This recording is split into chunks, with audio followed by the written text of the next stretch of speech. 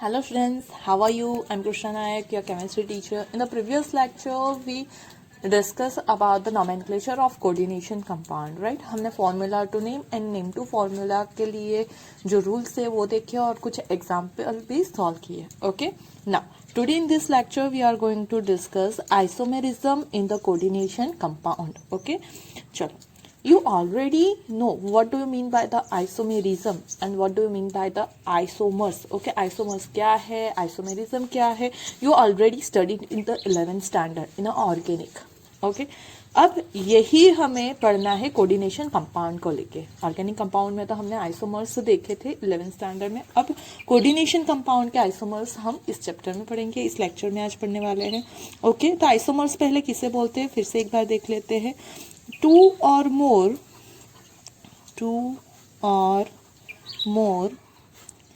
coordinate bond two or more coordinate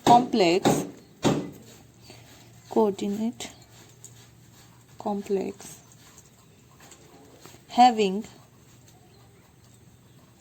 same molecular formula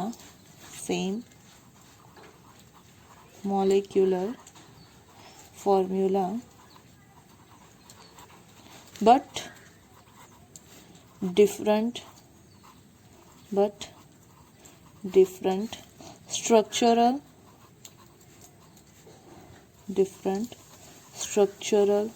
or spatial arrangement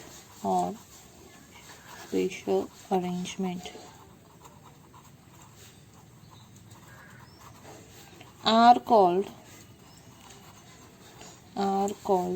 isomers. And the phenomenon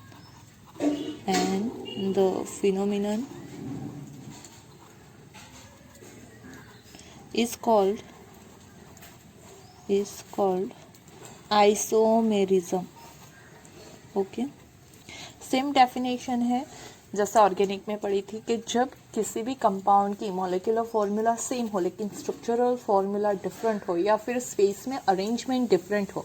okay, तो in that case उन दोनों compound को एक दूसरे का आइसोमर्स कहा जाता है. ओके, और ये जो टर्म है उसे बोला जाता है आइसोमेरिज्म. ओके, चलो, तो यहाँ पे हमें क्लासिफिकेशन देखना है आइसोमर्स का. तो कोऑर्डिनेशन कंपाउंड जो है वो दो पार्ट में डिवाइड होते हैं.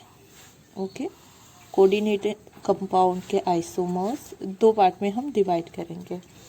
पहला जो है वो होता है स्ट्रक्चरल आइसोमर्स.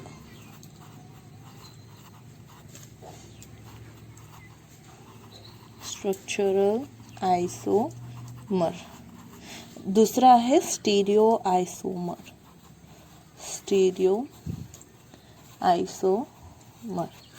ओके, जो आइसोमर है कोऑर्डिनेशन कंपाउंड के वो दो पार्ट में डिवाइड किए जाते हैं. फर्स्ट है structural isomers and second stereoisomer. Okay, चलो अब आगे. तो ये जो स्ट्रक्चरल आइसोमर है अगेन डिवाइड किया जाता है 4 पार्ट में. Okay, structural isomer again 4 part में क्लासिफाई होता है. फर्स्ट क्लासिफाई होता है ionisation isomer.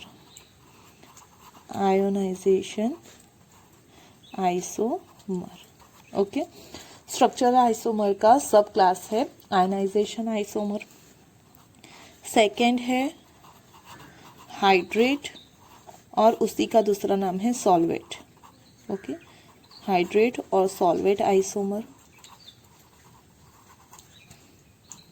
Third isomer is coordination isomer.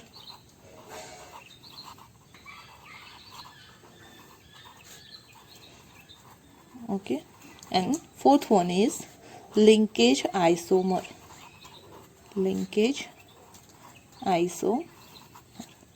चलो, तो स्ट्रक्चर जो हमारा कोऑर्डिनेशन कंपाउंड है दो टाइप के आइसोमर में कन्वर्ट होता है. Structural isomer, stereo isomer. Structural isomer again divided into ionisation isomer hydrate और solvate isomers, coordination isomers and linkage isomers. Okay, उसी तरह से ये जो स्टीरियो आइसोमर्स है वो दो पार्ट में डिवाइड होता है। First one is geometrical isomer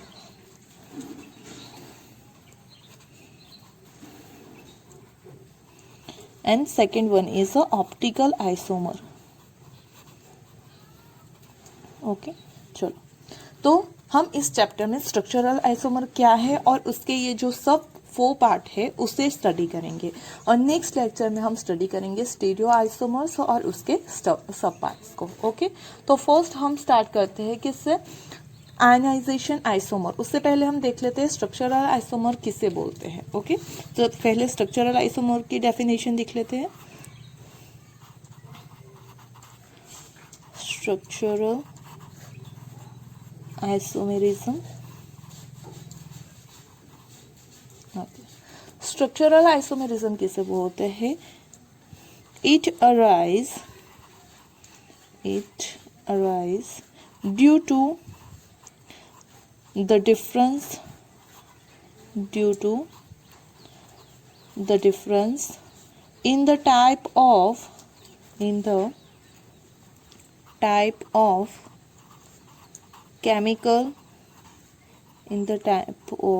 chemical linkage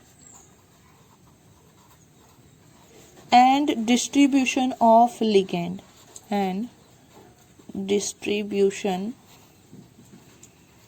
of ligands within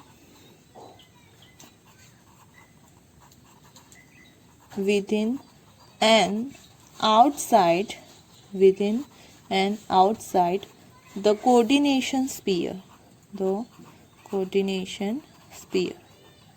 okay, मतलब कि एक तो लिंकेज डिफरेंट टाइप की हो तब ये आइसोमेरिज्म पॉसिबल है, और दूसरी चीज जो हमारे लिगेंड है, ओके, और कोई भी हमारा जो एनायन है वो एज अ लिगेंड प्रेजेंट है और एनायन प्रेजेंट है, मतलब कोऑर्डिनेशन एंटाइटी के अंदर प्रेजेंट है या बाहर प्रेजेंट है, तो उसी के अकॉर्डिंग उससे क्या किया जाता है, तो डिवाइड किया जाता है, और उससे जो फॉर्म होती है उसे बोलते हैं स्ट्रक्चरल आइसोमेरिज्म।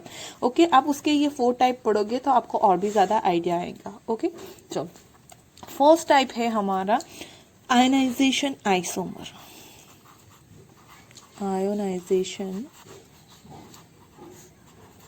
आइसोमर्स। ओके, तो पहले उसकी डेफिनेशन देख लेते हैं कि आयनाइजेशन आइसोमर किसे बोलते हैं। Compounds which give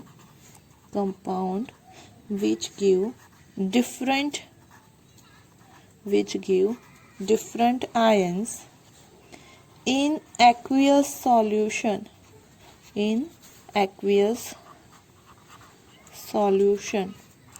although they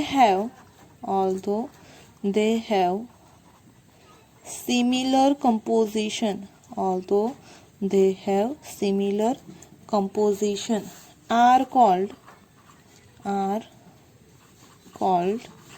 ionization isomer।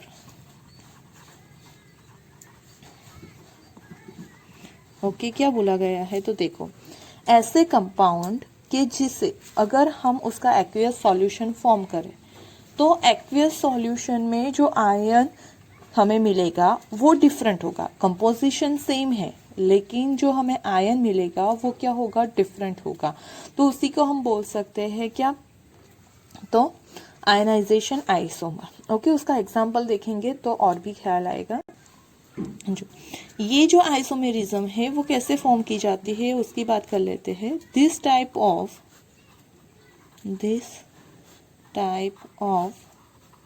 isomerism occurs due to the exchange of groups or ion between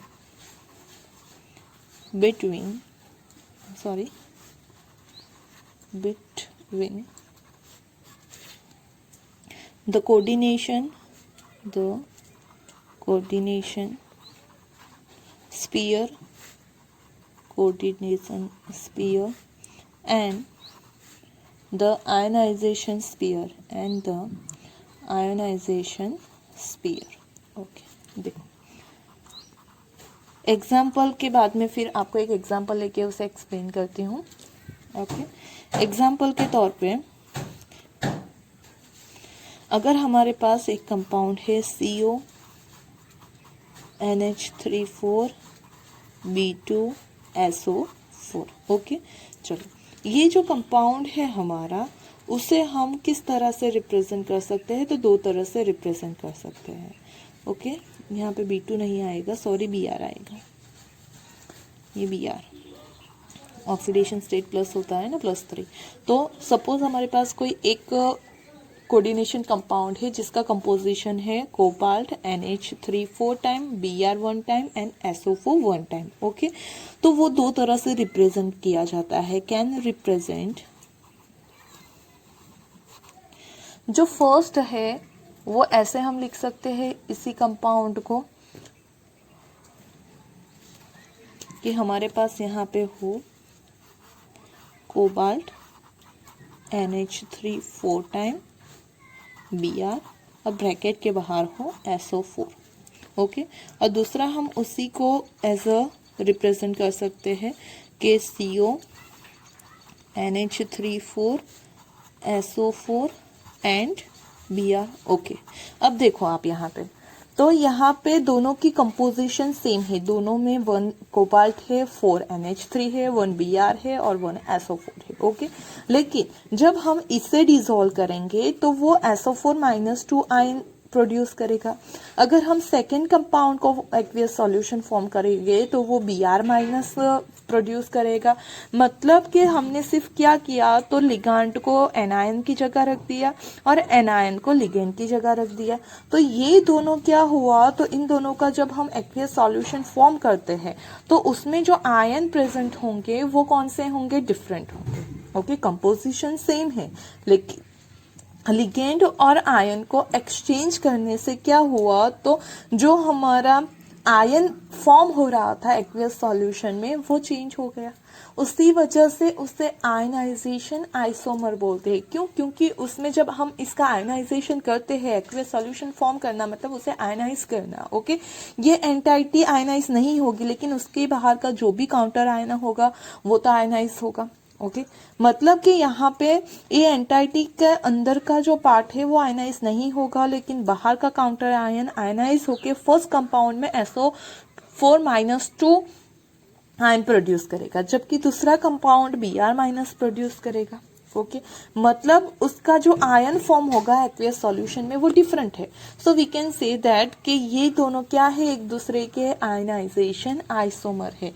ये जो पहला कंपाउंड है वो होता है रेड वायोलेट कलर का। कैसा होता है? रेड वायोलेट कलर का। और दूसरा जो है वो प्योर रेड कलर का होता है। मतलब कि ये दोनों डिफरेंट चीज है। ओके तभी उनका कलर भी डिफरेंट है। तो और मेन है कि जब हम उसका एक्वियस सॉल्यूशन फॉर्म करें तो वो डिफरेंट आयन प्रोड्यूस करते हैं। That's why they are known as ionisation isomers. Okay अब ये जो आयनाइजेशन आइसोमर्स है ओके वो कैसे पता चला, तो हमारे पास तो सेम कंपोजिशन है लेकिन हमने क्या किया, तो दोनों को 1 बाय 1 वाटर में डिसॉल्व किया और उसके लिए जो ये आयन प्रोड्यूस होते हैं उसकी टेस्ट की। ओके तो उस टेस्ट के दौरान हमें पता चला कि ये जो है वो डिफरेंट डिफरेंट आयन प्रोड्यूस कर रहे हैं। कैसे? तो पहले हमने किया the first compound give white precipitate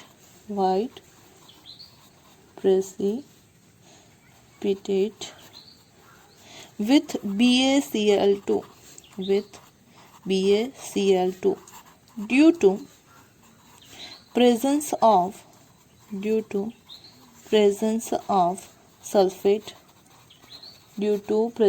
of sulfate ion, whereas second compound second compound gives precipitate with AgNO3 due to presence of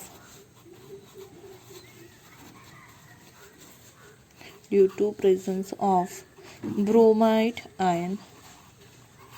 देखो उसमें क्या होगा, तो जब हम इसके रिएक्शन करवाएंगे ओके इस पहले कंपाउंड की किसके साथ, BaCl2 के साथ, तो BaCl2 जो है SO4-2 के साथ रिएक्ट करके व्हाइट कलर के प्रेसिपिटेट फॉर्म करेगा। ओके कौन से, व्हाइट कलर के प्रेसिपिटेट फॉर्म करेगा।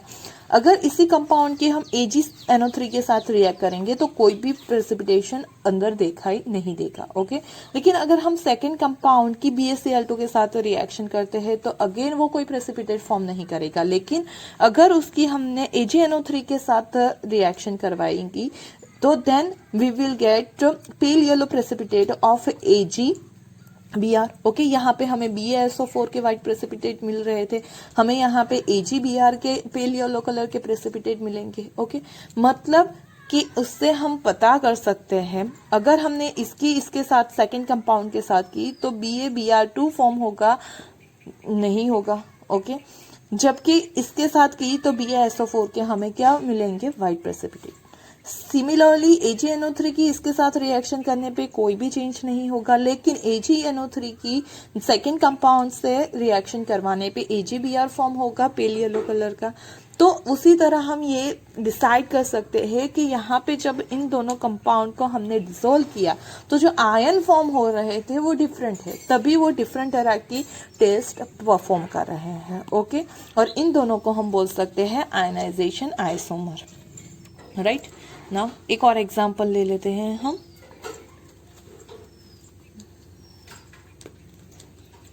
सपोज हमारे पास है यहाँ पे दूसरा एग्जांपल लिख लेते हैं।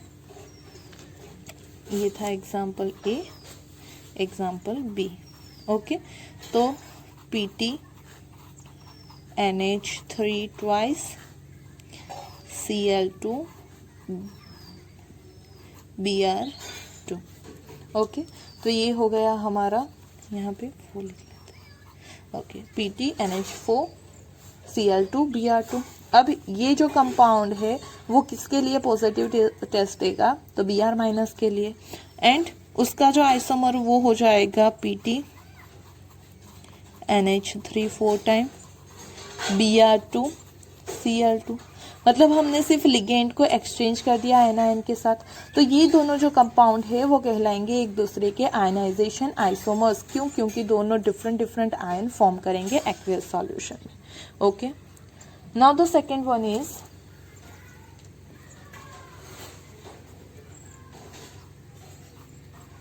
हाइड्रेट और सॉल्वेट, हाइड्रेट और सॉल्वेट आइसोमर्स। ओके हाइड्रेट और सॉल्वेट आइसोमर्स किसे बोलते हैं, हाइड्रेट और सॉल्वेट आइसोमर, तो उसकी डेफिनेशन लिख लेते हैं। Isomers, isomer which differ in the number of water molecules attached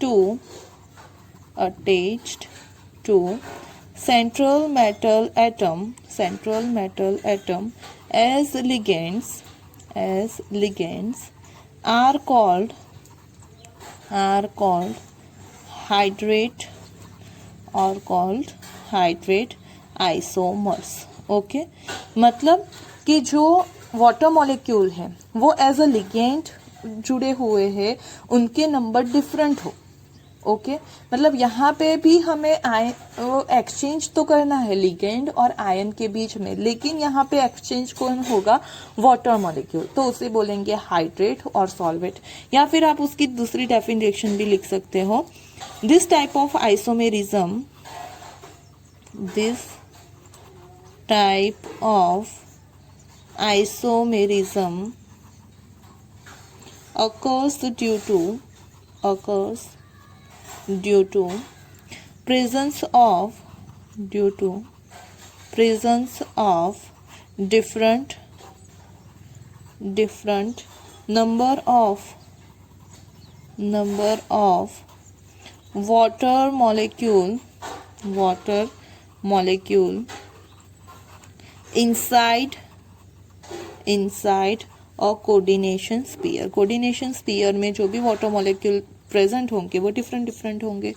okay, तो उसे बोलेंगे हम हाइड्रेट और सॉल्वेट आइसोमर्स। एग्जांपल देख लेते हैं। सपोज हमारे पास कोई एक कंपाउंड है, ओके, उसकी फॉर्मूला है क्रोमियम H2O6 Cl3। ओके, क्या है? Hexa aqua chromium 3 chloride. Okay, अगर इसका आप कलर देखोगे तो ये कलर होगा, कौन सा कलर शो करेगा? तो वायोलेट कलर शो करेगा। कौन सा कलर शो करेगा? Violet colour. अगर यहाँ पे हम H2O को बाहर निकाल के एक Cl को अंदर ले आए, ओके, तो यहाँ पे हो जाएगा Cr H2O5 Cl। ओके, तो और ये यहाँ पे हो जाएगा Cl2, 3 में से एक अंदर आ गया तो 2 और एक H2O बाहर चला गया तो इंटू H2। ओके, तो यहाँ पे देखो तो नंबर ऑफ जो वाटर मॉलिक्यूल है एज अ लिगेंड वो डिफरेंट हो गए। यहाँ पे 6 थे, यहाँ पे 5 हो गए। मतलब एक जो वाटर था एज अ सॉल्वेंट बाहर निकल गया। ओके, एज अ हाइड्रेट बाहर निकल गया। हमें पता है कि जब भी कोई वाटर मॉलिक्यूल ऐसे H2O के फॉर्म में होता है तो वो क्या करता है? क्रिस्टल फॉर्म करता है, उसे हम हाइड्रेट बोलते हैं। ओके, हाइड्रेटेड सॉल्ट ऐसा बोलते हैं। जैसे कि जो कॉपर सल्फेट है उसका जो ब्लू कलर है वो क्यों होता है? क्योंकि उसके साथ 5H2O एज अ हाइड्रेट जुड़े होते हैं। ओके, तो यहाँ पे भी ये H2O as a hydrate, as a solvent जुड़ा हुआ है।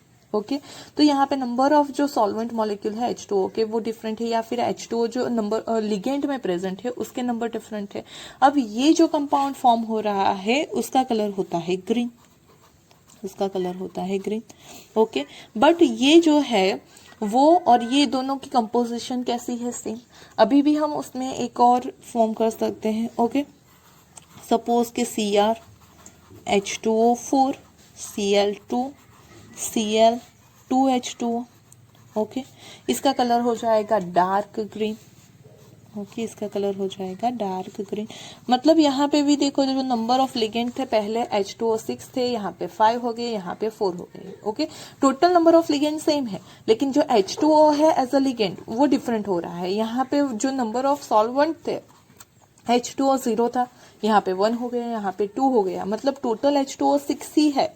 सारे तीनों फॉर्मूला की कंपोजिशन सेम है, लेकिन जो H2O है वो एज अ लिगेंड और एज अ एनायन और हाइड्रेट डिफरेंट नंबर में प्रेजेंट है।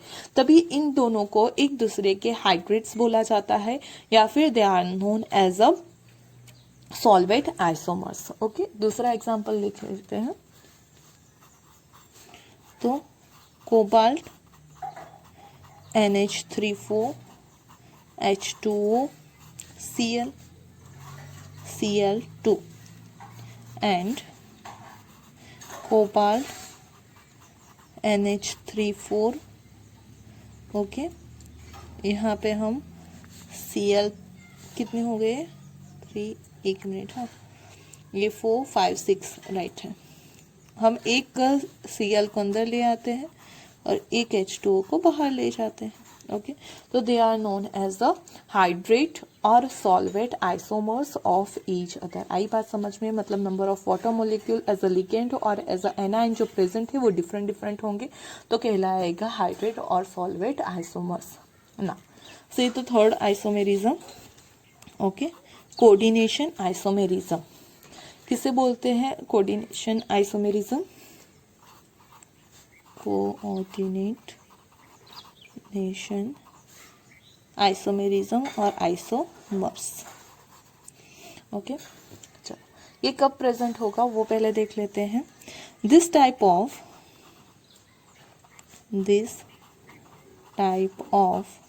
Isomerism isomerism is exhibited when the complex has two complex ions in it, cationic and anionic. Okay, हमने दो साथ में कॉम्प्लेक्स हो, कैटायन भी हमारा कॉम्प्लेक्स ही हो, एनायन भी हमारा कॉम्प्लेक्स ही हो, ऐसे हमने कॉम्प्लेक्स आयन देखे थे। ओके, तो वैसे टाइप के ही सिर्फ कोऑर्डिनेशन जो कंपाउंड है वो कोऑर्डिनेशन आइसोमेरिज्म शो कर सकते हैं। ओके, उसमें क्या होता है, तो to isomers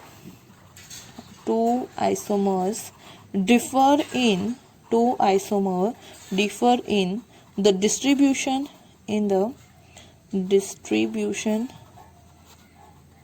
of ligands in two complex ion okay, distribution सिर्फ डिफरेंट होता है दो कॉम्प्लेक्स आयन में। एग्जांपल देख लेते हैं। हमारा पहला एग्जांपल है, सपोज CONH36 CrCN6। ओके, तो देखो ये कैटायनिक एंटाइटी और ये एनायनिक एंटाइटी। ओके, उसमें क्या होगा, तो सिर्फ हमें एक दूसरे एंटाइटी को चेंज करना है। यहाँ पे क्या है, तो ये पहली एंटाइटी कैटायनिक है जिसमें कोबाल्ट हमारा क्या है, सेंट्रल मेटल एटम है। यहाँ पे एनायनिक एंटाइटी है जिसमें क्रोमियम सेंट्रल मेटल एटम है। ओके, लेकिन हमें उसके सिर्फ चेंज करना है, मतलब यहाँ पे हम कर देंगे क्रोमियम NH36। ओके, और यहाँ पे हो जाएगा कोबाल्ट CN6। तो देखो सिर्फ यहाँ पे चेंज करने से सेंट्रल मेटल एटम का हमें दो डिफरेंट तरह के एंटाइटी मिल गई। ओके, यहाँ पे नाम हो जाएगा hexa ammine cobalt 3 hexa cyanido chromate 3। यहाँ पे हो जाएगा hexa ammine chromium 3 hexa cyanido cobaltate 3। Okay, तो दोनों में क्या हो गया, एंटाइटी चेंज हो गई। That's why they are known as a coordination isomers okay of each other. दूसरा एग्जांपल देख लेते हैं उनका। तो chromium NH36 chromium NCS6। Okay, यहाँ पे देखो दोनों में सेंट्रल मेटल एटम सेम है, तो हम किसको चेंज करेंगे, लिगेंड को चेंज करेंगे। तो सपोज यहाँ पे हमारे पास हो जाएगा क्रोमियम NH34 NCS2। ओके, और दूसरा हो गया क्रोमियम NH32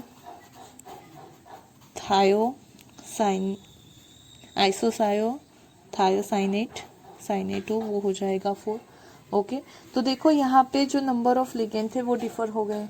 ओके, ये हेक्सा अमाइन क्रोमियम 3 और ये हेक्सा आइसोथायोसाइनेटो क्रोमेट 3 था। यहाँ पे हो गया tetra amine di thiocyanato chromium 3 और यहाँ हो जाएगा di amine tetra thiocyanato chromate 3। Okay, तो ये दोनों एक दूसरे की क्या कहलाएंगी, दो they are known as a coordination entity. मतलब जब दो कोऑर्डिनेशन स्पीयर प्रेजेंट है तभी ये टाइप का आइसोमेरिज्म पॉसिबल है, वरना सिर्फ एक कोऑर्डिनेशन स्पीयर में ये आइसोमेरिज्म पॉसिबल नहीं है। ओके, एंड हमारा लास्ट आइसोमेरिज्म जो कि है linkage isomers. Okay, linkage isomers किसे बोलते हैं वो देख लेते हैं हम। तो this type of isomerism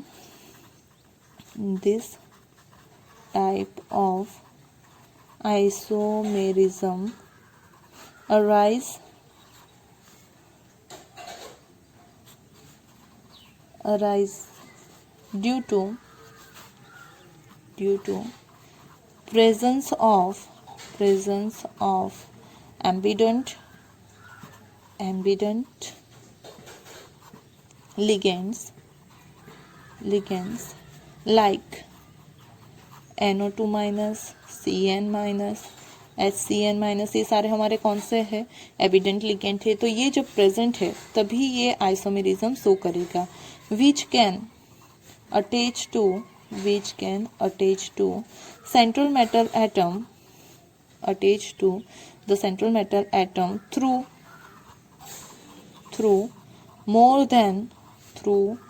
more than one donor atom. Okay, यहाँ पे donor atom one then more है। नाइट्रोजन भी डोनेट कर सकता है, ऑक्सीजन भी, कार्बन भी डोनेट कर सकता है, नाइट्रोजन भी, सल्फर भी डोनेट कर सकता है, नाइट्रोजन भी। ओके, तो ऐसे एविडेंट न्यूक्लियोफाइल जब प्रेजेंट होंगे तभी ये लिंकेज आइसोमर्स शो करेंगे। ओके, और ये जो आइसोमेरिज्म है वो किससे आइडेंटिफाई किया जाता है? तो such type of isomers are distinguished by infrared, मतलब कि IR spectroscopy. Okay, IR spectroscopy method से इन दोनों को डिस्टिंग्विश किया जाता है। ओके, एग्जाम्पल देख लेते हैं हम। सपोज कि हमारे पास है कोबाल्ट NH35 NO2 और Cl2। ओके, जो कि होता है येलो कलर का, जो किस कलर का होता है? येलो। अगर इसका नाम लिखना होगा तो हो जाएगा हमारा पेंटाअमाइन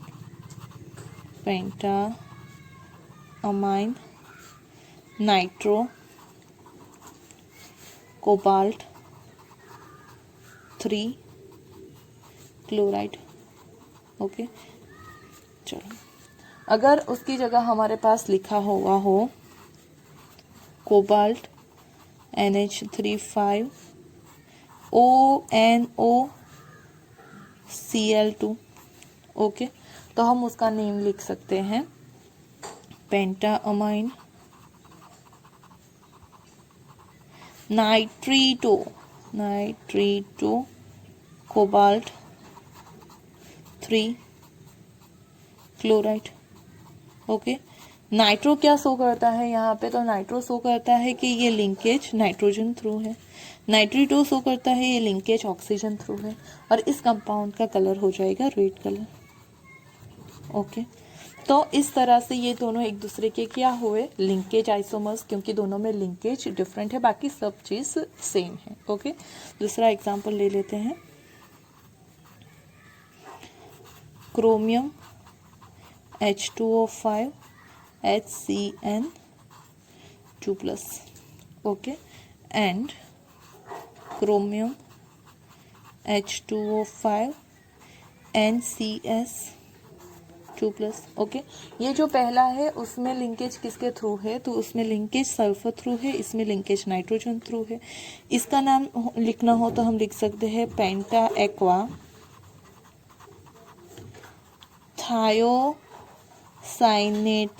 thiocyanato sulphur through linkage. Okay, और हो जाएगा क्रोमियम 2+ है ना, तो यहाँ पे हो जाएगा क्रोमियम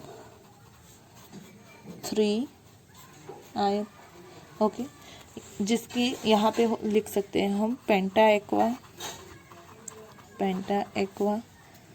थायोसाइनेटो ही अगर हम उसके लिए यूज़ करें तो हमें यहाँ पे लिंकेज शो करनी पड़ेगी। एंड अगर आप आइसोथायोसाइनेटो यूज़ करते हैं तो कोई ज़रूरत नहीं है थायो।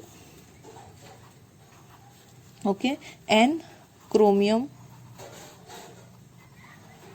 3 आयन। ओके, तो ये हो गया हमारा स्ट्रक्चरल आइसोमेरिज्म, जिसमें हमने 4 टाइप के आइसोमर्स पढ़े हैं। पहला था हमारा आयनाइजेशन आइसोमर, जिसमें आयन डिफरेंट थे एक्वियस सॉल्यूशन में। दूसरा पढ़ा हमने हाइड्रेट और सॉल्वेट आइसोमर्स, जिसके अंदर number of H2O as a ligand और एज अ एनायन डिफरेंट थे। तीसरा पढ़ा हमने कोऑर्डिनेशन आइसोमर्स, जिसमें 2 एंटाइटी होना कंपलसरी है और वो 2 एंटाइटी में एक्सचेंज होगा सेंट्रल मेटल एटम का या फिर लिगेंड का, और तीसरा हमने पढ़ा लिंकेज आइसोमर्स, जिसमें एपिडेंट न्यूक्लियोफाइल जब भी प्रेजेंट होगा तो लिंकेज डिफरेंट होने पे they are known as a linkage isomers. Okay, चलो अब जो स्टीरियो आइसोमर्स है वो हम नेक्स्ट लेक्चर में पढ़ेंगे। Hope you understand about the structural isomers and please wait for my next video. Thank you for watching this.